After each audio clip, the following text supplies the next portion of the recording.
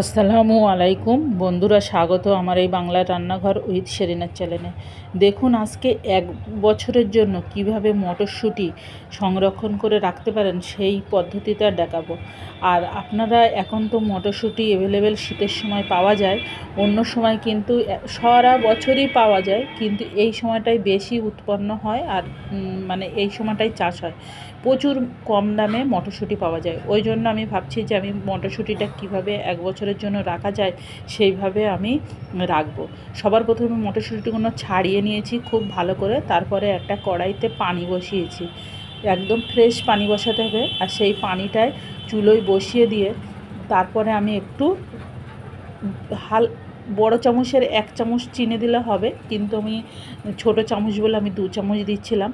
আর সঙ্গে পরিমাণ মতন লবণ দিতে হবে, খুব বেশি লবণ দেওয়া যাবে না, হালকা পরিমাণ মতন লবণ দেওয়া যাবে।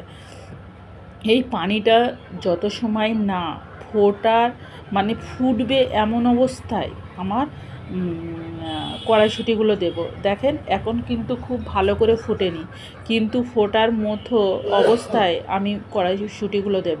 একদম খুব ভালো রকম গরম হয়ে যাবে, একদম ফুটবো ভাব। দেখেন আমার এখনও ফুটে উঠেনি, কিন্তু ফোটার মতন অবস্থায় এবার আমি শুঁটিগুলো দিয়ে দেবো। শুঁটিগুলো দিয়ে আমি যত সময়, এখন দেখেন শুঁটিগুলো পুরো ডুবে আছে, একদম ডুবে আছে, কিন্তু শুঁটিগুলো যখন একদম ভেসে উঠবে তখন ভাবতে হবে যে আমার কড়াইশুঁটিগুলো পুরো তৈরি হয়ে গেছে, শুঁটিগুলো তৈরি হয়ে গেছে মটরশুঁটিগুলো। তা অনেকে মটরশুঁটি বলে, অনেকে কড়াইশুঁটি বলে, যে যেমনভাবে বলতে পারেন। আর দেখুন আমার এই শুঁটিগুলো এখনও পর্যন্ত ভেসে উঠেনি, এবারে উঠে গেল, একদম 1 মিনিটও লাগলো না আমার শুঁটিগুলো ভেসে উঠতে। আমার মোটামুটি শুঁটিগুলো হয়ে গেছে। এবার আমি শুঁটিগুলো এমন একটা পাত্রে ছেঁকে নিতে হবে। আপনারা যেটাই ইচ্ছে সেটাই ছেঁকে নিতে পারেন, কেউ চুপড়িতে ছেঁকে নিতে পারেন বা কোনো কাপড়ে ছেঁকে নিতে পারেন। এবার আমি শুঁটিগুলো তুলে নেব।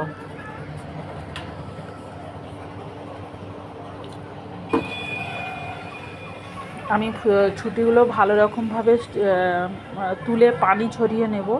যত সময় না পানিটা ঝরতে থাকে তত সময় আমি সেইভাবে ঝরিয়ে নেব পানিটা।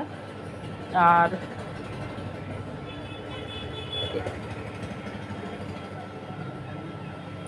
আমার পানিটা ঝরানো হয়ে গেছে। আর এবার দেখুন আমি একটা গামলাতে খালি পানি নিয়েছি, তার সঙ্গে আমি কুচনো বরফ দিয়ে দিয়েছি খানিকটা। মানে বরফটা দিতেই হবে মাস্ট, বরফটা না দিলে শুঁটের যে কালারটা, এই সবুজ কালারটা থাকবে না। আর ওই গরম শুঁটিগুলো এই বরফ পানিতে আমি দিয়ে দিলাম। এটা আমি 1 মিনিট মতন রাখবো, 1 মিনিট মতন এই ঠান্ডা বরফ পানিতে রাখবো। রাখার পরে আমি শুঁটিগুলো আবারও ছেঁকে নেব। আমার রাখা হয়ে গেছে, এবার আমি শুঁটিগুলো তুলে নেব। শুঁটিগুলো তুলে আবারও আমি পানি ঝরিয়ে নেব, যত সময় না পানি থাকে সেই পানিটা ঝরিয়ে নেব। ঝরিয়ে নেওয়ার পরে আমি আপনারা যেটা ইচ্ছে সেটাই রোদ্দুরে দিতে পারেন। আমি একটা খবরের পেপারের উপরে একটা থালা নিয়ে তারপরে একটা সাদা কাপড় নিয়েছি, কাপড়ের উপরে শুঁটিগুলো এইভাবে ছড়িয়ে দিয়ে আমি একটু হালকা করে শুকিয়ে নেব।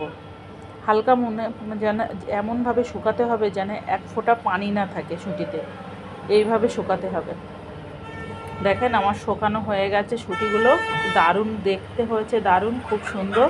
এইভাবে আমি এখন ফ্রিজে, আপনারা চাইলে এমনি ফ্রিজেও রাখতে পারেন, ডিপ ফ্রিজেও রাখতে পারেন, এইভাবে সুন্দর। আল্লাহ হাফেজ।